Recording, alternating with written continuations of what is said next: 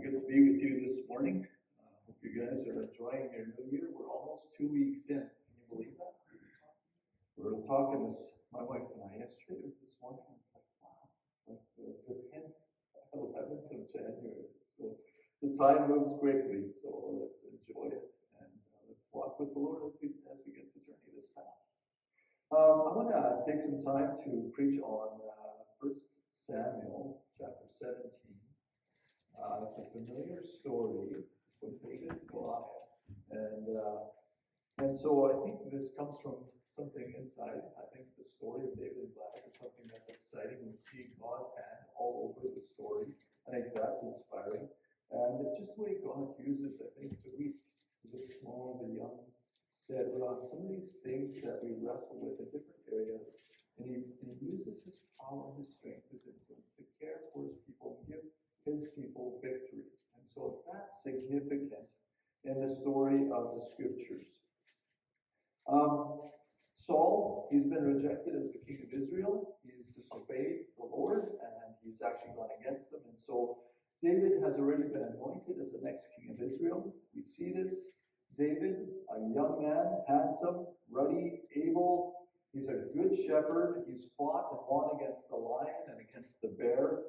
So he's a man of courage. He's not afraid to face his enemies. We're introduced to David. He's been anointed as the king of Israel following Saul's reign. So he's been anointed. He is not yet the king of Israel. Saul still holds that position. He's a man after God's own heart. And I think that's significant because we read that in the New Testament where there's praise for David who seeks after God with his whole heart. And this statement resounds around David's life and his experiences. So, what does it look like to be a person after God's own heart? How does that manifest itself in our lives today? How do we follow in David's footsteps? And so, just to state, a person after God's own heart trusts God to win the battles, right? And so, how do we navigate this? So, I want to look at David and Goliath because God wins that battle for David with David. David is obedient, but God wins that battle. And so we're going to get into the story here. And I'm not going to read the whole story because it's very long. And so we see in chapter 7 that Goliath has come out to the armies of Israel. They're in battle formation, one on one hill, one on the other, in the valley of Elah in between. And so every morning for 40 days, this big Goliath, he's almost 10 feet tall, and he comes out and he challenges the Israelite army to a one-on-one combat. It's not really a fair fight to be like me going up to a 7-year-old and saying, come on, fight me. Whoever wins, well, the loser is going to serve the other one. It's not a fair fight. And so Goliath is huge and he intimidates the army of the living God. And so this has been going on. Goliath is, of course, adorned in all his military armor with his helmet and his shield bearer and his big spear and sword and so on. He's prepared for battle. And so this is happening. This happened for 40 days, each morning and each evening. I mean, this is redundant already. Like, what's going on? And then, of course, the Israelites are afraid. And so David is sent by his dad, go bring some food to your brothers and see how they're doing. They're in war. They're supposed to be in a battle. And so see how they're doing. And so he leaves the sheep that he was shepherding for a short time to go and care for his brothers. While he's there, he hears this call from Goliath challenging the armies of the living God. And so he inquires, what is this? And there's great rewards going on for anyone who steps up to fight this giant. I mean, you're going to get wealth and riches. You're going to have tax exemption. Imagine that, eh? That'd be pretty sweet in our world right now. So there's tax exemption, and he's going to give you his daughter in marriage. And so you will be in the family of the king. And so those are pretty significant. And so David continues to inquire. He asks a few people. His older brother, Eliab, hears this, and he doesn't like David very much. And maybe it's because David was anointed over and above all his brothers. And so maybe there's some jealousy Maybe some of that's going on. Maybe his own fear, and that's being revealed now because David is interested in going to fight this Goliath, this giant. But he seems annoyed by David's presence at the battle line, first of all, and then he judges David's heart. I know you're wicked and you're insolent. You just want to come see what's going on here. And very interesting. And actually, it seems he's a little jealous of David's anointing. As he was rejected, David was accepted. And it sounds a little bit like Joseph's brothers. We've seen this type of thing before. But there's this weird statement there by Eliab that's actually disheartening. It's disheartening to me as I read this. Why wouldn't you encourage your brother or walk with him? Anyway, so there's a bit of a feeling in this place about David. And so this young, healthy young guy, shepherd boy, comes to the battle lines, and word reaches Saul about this guy. And so Saul sends for David, send him my way. Somebody needs to fight Goliath. Ultimately, somebody needs to fight Goliath, or we're going to continue to do this, and ultimately you can't afford to do that because there's supplies and so on. Anyway, verse 32 of chapter 17.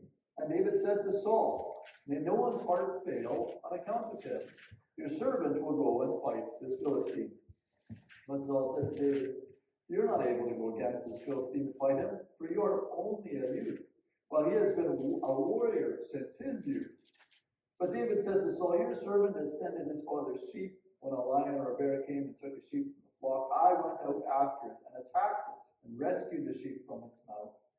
And when it rose up against me, I grabbed it by its mane and struck it and killed it. Your servant has killed both the lion and the bear, and this uncircumcised Philistine will be like one of them, since he has defied the armies of the living God. And David said, the Lord who saved me from the paw of the lion and paw of the bear will save me from the hand of this Philistine. So Paul said to David, go, and may the Lord be with you. Can't convince David otherwise, so okay. Go ahead. Verse 38. Saul clothed David with his military attire and put a bronze helmet on his head and outfitted him with armor. It looks like Goliath with his armor. Interesting, right? This picture of putting on the armor, which makes a lot of sense when you're going into war. David puts it on, strapped on his sword over his military attire, and struggled at walking, for he had not trained with the armor. So David said to Saul, I can't go with these, because I have not trained with them. And David took them off.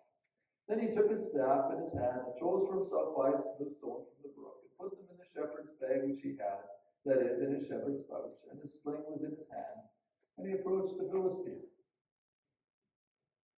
And the Philistine came and approached David with the shield bearer in front of him. There's 2 of them, right? The shield bearer and then Goliath. When the Philistine looked and saw David, he was contemptuous of him, for he was only a youth and reddish with a handsome appearance. So the Philistine said to David, am I a dog that you come to me with sticks? And the Philistine cursed David by his gods. The Philistine also said to David, come to me, and I will give your flesh to the birds of the sky and the wild animals. But David said to the Philistine, you come to me with a sword, a spear, and a saber. But I come to you in the name of the Lord of armies, the God of the armies of Israel, whom you have defied. This day the Lord will hand you over to me, and I will strike you and remove your head from you. Then I will give the dead bodies of the army of the Philistines this day to the birds of the sky and the wild animals of the earth, so that all the earth may know that there is a God in Israel, and that this entire assembly may know that the Lord does not save by sword or by spear, for the battle is the Lord's, and he will hand you over to us. Then it happened, when the Philistine came closer to meet David, that David ran quickly forward to the battle line to meet the Philistine. And David put his hand into his bag, and took from it a stone and slung it, and struck the Philistine on his forehead. And the stone penetrated his forehead, and he fell on his face to the ground. So David prevailed over the Philistine with the sling and the stone. He struck the Philistine and killed him, and there was no sword in David's hand. And David ran and stood over the Philistine, and took his sword, and drew it out of its sheath, and finished him, and cut off his head with it. When the Philistines saw that their champion was dead, they fled. A little bit of a gruesome story to some extent. It would be PG-16, maybe 18. It's an interesting story. This is the scriptures, and it tells us very vividly this want to discuss a few points. One, Saul versus David, the battle of the kings. Saul is the current king, David is the anointed king to be following Saul on the throne. Saul has been disobedient. So the Spirit of God has left him. He actually has an evil spirit that's tormenting. David has ministered to Saul in his torment with the harp and brought peace through his presence and through his music. And so this battle is there between Saul and David, and they find themselves, as they face Goliath, they're together again. Who is going to fight this Philistine? 1 Samuel 16:7, God looks at the heart of the man, of the person, not the external appearance. Saul, it tells us, was head and shoulders above all the men of Israel. What does that tell you? He was the giant of Israel. He was the one that should have stepped forward and fought the giant of the Philistines, physically speaking, right? He was the size, he had the strength. That should have been him. It wasn't, because God looks at the heart, and in the face of these things, he actually allowed a youth to go fight his battle for him. So that's the picture of the kings here. Saul is the official king. David has the kingdom as of now, and he defeats Goliath. The hearts of men follow him, not Saul, and praise for him, and the slaying of the 10,000s and Saul his thousands is deeply offensive to Saul, but it is deeply true, because David is a man of courage, and he fights the Lord's battle, and his faith and his trust in God is evident in all of these things. David exemplifies what God is looking for in a king, to lead his people. He's courageous, he's faithful, he trusts in God for the victory. He says, how many times in his conversations with the Philistine, right? I fought the bear and the lion, God gave me victory, he's going to do that with the Philistine. He protected me, he's going to win this battle. Right? When he's talking to Goliath, actually, you have defied. I don't come to you with spear and physical weapons of war. I don't come to you with guns and missiles. I come to you in the name of the living God. You can't defeat the living God. And so right off the hop, David is the winner. Right before the battle is already fought, we know who wins. You can't defeat God. And so here David trusts God, and with a sling and a stone defeats this great giant. And so we look to David as he exemplifies what it looks like to be faithful, to be a man of courage, to be a person of courage, who trusts God to give us the victory. Not in his own strength, not in his own abilities, not in his own military training or his own intelligence. He trusts that God, and because Goliath has defied the armies of Israel, the living God, David understands that God is the protector of his people, and God will give victory over this pagan Philistine. There's also this picture of Saul versus Goliath, the way it should have been, and I mentioned this already because Saul is the giant in Israel, and he should have been the one to fight this battle. And so this comparison of courage, of fear and trembling. Saul feared this giant just like all the other men of Israel. And so how do you lead your people when you're not a man of courage and you don't step forward to take ownership and to lead your men into battle? And so he's lost favor in his God's eyes. The Spirit of God has been removed, and he does not have the Spirit of God on him any longer. It shows itself through the fear and trembling of Saul. Interesting, there's another battle that has been going on here. It's the battle of the gods. And lowercase g, uppercase G for the living God. But there's this battle that's been going on because generally we represent Christ, right? As Christians, we represent something greater than us. And we are followers of our King, who is Jesus. And so Goliath has been associated with his gods, and he curses David by his gods. In 1 Samuel chapter 5, we read of one of those gods is Dagon. In Middle Eastern culture, your military might indicates how strong your God is in comparison to other gods of other nations. So that was part of this picture here. So same thing happens in chapter 5. Israel has been unfaithful, and God does not fight for them. This is the story behind David and Goliath.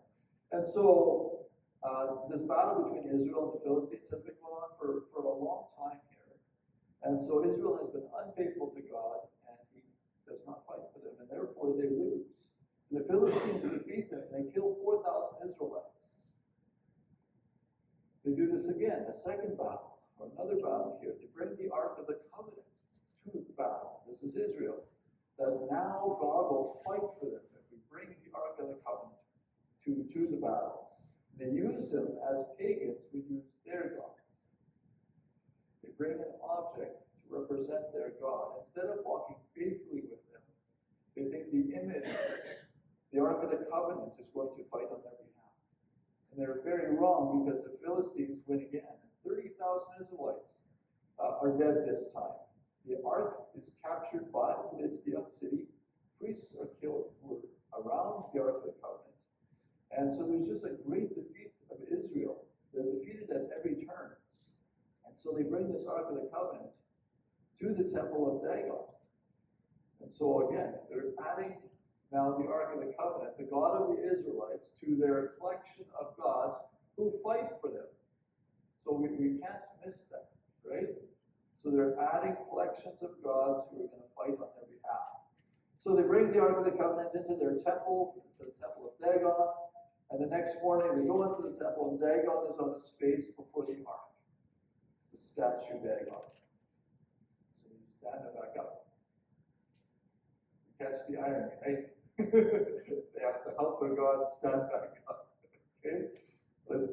Yeah. So they stand it back up. The following morning, the second morning, he is face down before the Ark again. He's fallen again. This time, his head and hands are broken off.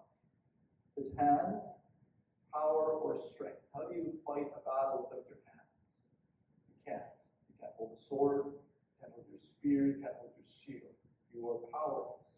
So you are really powerless before your enemies. And so the hands, Dagon has been taken, his strength has been taken as he has fallen, his hands have been broken off. And then he's been decapitated, which is, a very gruesome, detailed point here, but it's significant because it represents absolute utter defeat. It's been annihilated. Dagon's been defeated even before David and Goliath ever meet on the field. There's no battle of the gods here. And so Dagon has been defeated before the Ark of the Covenant, before the God of Israel, who continues to be with his people, even though they've been unfaithful. But he is not fighting for the Philistines. He's actually fighting against them because they too are unfaithful. And so as Goliath falls forward and the stone penetrates his forehead, so he will bow before the living God. He will be brought to his knees in submission before the living God. And then decapitated just like his God Dagon. Very interesting, the irony in that and the pictures that are brought. The living God, however, continues to demonstrate he is not a tool to be used. He's not a power source to tap into when we need it. He is the living God. He is the King of Israel. He is the King of kings and Lord of lords. He is the King of the Gentiles as he is the King of the Jews. All nations are under his rule, not just one. Period. There's no debating this. This is what it is, and he demonstrates that again with Dagon and other illustrations in the scriptures. David is God's instrument to bring salvation to his people by slaying the giant. David is a subject of God, not the other way around. David is a servant of God, and God has not been made a servant or a slave to the people. It is the other way around. David is faithful to God, and he leans into God, and therefore God fights on his behalf, and he gives him the victory. God is the source of deliverance to David's mind and his experience. In 17 verse 37, he says, "The Lord who saved me from the paw of the lion and the paw of the bear, he will save me from the hand of this Philistine." He doesn't rely on his great slinging ability, right? Might be good with a slingshot, but he's not relying on his slingshot. He's relying on his God. You can't miss that. God has given the victory. And so God is the source of deliverance in David's mind and his experience. The Philistines are far superior to the Israelites in their military equipment, swords, iron equipment, even chariots. 1 1 Samuel 13 and prior battles leading up to this one. The Philistines have assembled to fight Israel with thousands of chariots, thousands of charioteers, and soldiers as numerous as the sand on the seashore. And then a little later on in 1 Samuel 13, so on the day of the battle, not a soldier with Saul and Jonathan had a sword to speak of in his hand. Only Saul and his son Jonathan had it. So what did he fight with? Plowshares. He fought with whatever you could get your hands on. There's this picture of complete strength and weakness in the world's eyes, and then God shows up. And then he makes all the difference. So on the day of battle, I read that, Jonathan and Saul only had swords, nobody else. David recognizes this truth that God is the one who fights for us. In 1 Samuel 17, verse 47, he's speaking to Goliath, his little sermonette, I'll say. And that this entire assembly may know that the Lord does not save by sword or by spear, for the battle is the Lord's, and he will hand you over to us. There's such confidence. There's such a strong faith from David saying, God has got this. He just leans into God, and I'm going out, I'm going to fight this battle, and God's got it. Well, he knows the story of his people, just like we know the story of our people. We've heard about Egypt, right? Heard about their chariots, their strength of their army, their world power, and they're chasing as they have let the people go, and they chase them through the Red Sea, and they are defeated by God's hand. We see the story of entering the Promised Land. And how are we going to get through those walls of Jericho?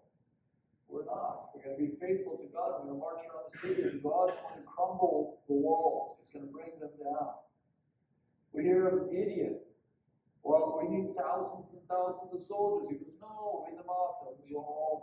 We need 300. We're good. God confuses the enemy, and they're defeated. And story after story of the people of God.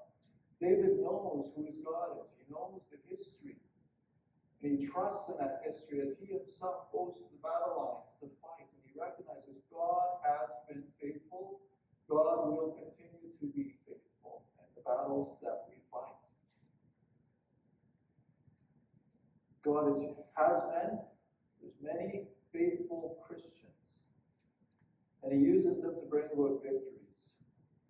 Moses held the staff over the Red Sea. Joshua marched around the city of Jericho, leading the people of God. Gideon was faithful in gathering the 300 men and giving them their weapons of war. Clay jars over torches and trumpets. Those are weapons of war with God's people. David with a sling and stone. We like to use this story for our Goliaths, our enemies, whoever or whatever they are like. And we just want to be careful with that. How do we do this with the Goliaths? And things become Goliaths that maybe aren't. And so we just want to discern that well. I think of some illustrations of our world. We love this story of David Goliath, the strong against the weak, or the big against the small. And there's movies that are written and made again and again. There's one movie, it's called The Greatest Game Ever Played. You guys heard of The Greatest Game Ever Played? Yeah? Okay. It's about golf. Setting is 1930, U.S. Open Golf Tournament. Harry Vardon is the British champion and a professional golf player who's favored to win this tournament. Ted Ray, he's another one of those British champions who's a professional golfer. They're favored to win along with the U.S. defending champion, McDermott, who ultimately fails and falls off the leaderboard. And then there's this amateur, Francis Ouimet. And he lost his amateur debut. He couldn't even play in the tournament because he didn't qualify. But this is an open tournament, so he was able to qualify for this one. After 4 rounds of golf, this amateur is tied with these professionals. 3-way tie. Harry Vardon, Ted Ray, and this Ouimet. Nobody knows who this Ouimet is. And one of the journalists in the story, and I enjoy the movie. It's a fun movie. He says, one David versus two Goliaths. What better story, right? If one David versus a Goliath, that's a pretty good story. We have it here in 1 Samuel 17. One David versus two Goliaths. Wow. We love this kind of stuff. And we love our heroes, like David fighting Goliath. We love those who conquer and defeat the bad guys, the superheroes, Spider-Man, the Hulk, Superman, others like them. And here, David is a hero in Israel. That's why he gets the praise for the killing of 10,000. But he's not the hero that he should be, or not for the reason. It's not because he defeated Goliath. He had victory for Israel, absolutely beautiful. Israel was not enslaved again, which we celebrate. David is a hero because he trusts God.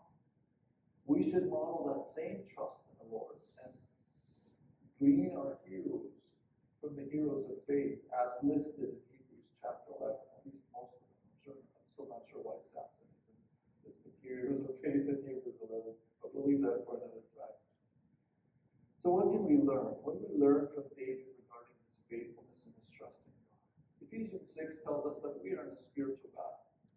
There's powers and authorities that are far beyond our reach, that are far beyond our scope in heavenly places.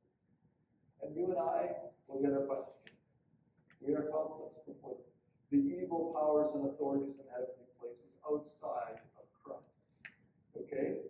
So we have enemies. We will have opposition. We do not fight for land or country. We fight for the kingdom of God as Jesus did. We fight for a kingdom not of this world. Jesus says when he's before Pilate, he goes, my kingdom is not of this world. If it were, then my followers would come against you. Kingdom is not of this world. Jesus fights not in the way of a lion, but of the lamb. The lion comes with power, authority, with a viciousness and a strength and a fighting spirit. How does the lamb come? Sacrificially. When an enemy has, when a prey or the predator, the wolf or the bear or the lion gets a sheep, as soon as they're held, turning sheep just they stop fighting and just submit to their end outcome, which is interesting. Jesus comes the way of the sacrificial lamb. He willingly lays down his life for us. And so we must. We follow our King. A person after God's own heart will trust God in the battle. Life is that battle. You understand this. You've gone through different challenges, faith, maybe faith questions, maybe doubt, maybe health challenges. Reading in the bulletin, and there's some significant health challenges that we go through. These are the fights that we face in this world. These are the battles we fight. Maybe there's people in our life that make it hard. It might be in our own families, maybe they're in the community, maybe they're people we work with. They make life hard. And so a person after God's own heart will trust God in the battle. People who speak against, who act against the church, act against Jesus, are enemies of the cross. We know this, just like you and I once were. Romans 5 verse 8. While we were enemies of the cross, Christ died for us. How do we respond? How do we fight these battles? The same way our King did. Sacrificial. We continue to love in the midst of these difficulties. Jesus says in Matthew 5, verse 43 to 48, you've heard that it was said, love your neighbor and hate your enemy, but I tell you, love your enemies and pray for those who persecute you, that you may be children of your Father in heaven. He causes the sun to rise on the evil and the good, and sends rain on the righteous and the unrighteous. If you love those who love you, what reward will you get? Are not even the tax collectors doing that? And if you greet only your own people, what are you doing more than others? Do not even pagans do that? Be perfect, therefore, as your heavenly Father is perfect. Love your enemies. This picture of a Messiah is David defeating Goliath. I know it's a physical battle. We fight spiritual battles. It looks different. But David looks like Jesus because he's defeating him in the name of God. He's doing it for the sake of the people. The nature of the mission that Jesus had, Revelation 12, he fights this battle. He defeats the serpent. He defeats sin and death and hell by dying on the cross. Jesus has fought the battle. He's won the war. David defeats Goliath, a picture of an anointed one who wins the victory on behalf of his people as he trusts God. We are called to rise up, to lead God's people forward, to be faithful, to fight with the weapons that God equips us with the clay jar and the torch, with a heart filled with love, with peace, with unity, with strength. These things are strong. And so we come into this world to fight these battles. In the NIV application commentary, there's a quote. It says, David is an example of the faithful and brave servant of Yahweh, God of the Old Testament, the God of the New. And through his faith and action, God wins victory over his blasphemous enemies. God fights a battle that's in the heavens and it's on earth, and they coincide. And so as we walk faithfully in this way, God wins the victory. David, his individual faith and responsibility came forward in his acceptance of the battle with Goliath. There's a divinely guided insight. He's already been anointed. God's already chosen because he knew his part. And David is motivated by his zeal for God and his faith in God's character, who God is. And David was aware of how the victory would be won by faith in God, not his ability to strength his soul.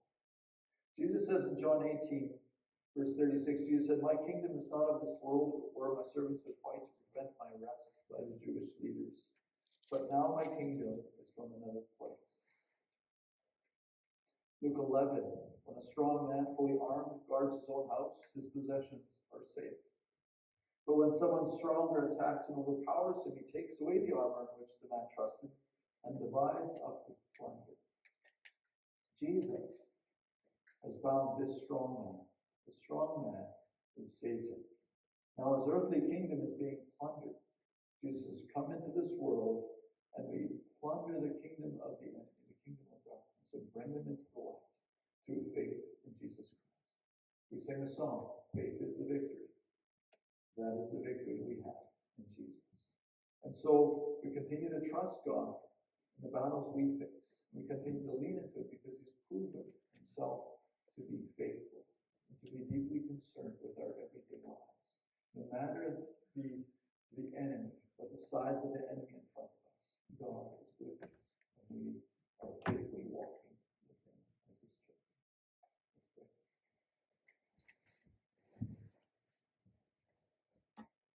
Father, thank you for giving insight to your prophets, to your scribes, to write down these stories, of David and Goliath, so we can read them again, be inspired once again, and see your hand upon your people.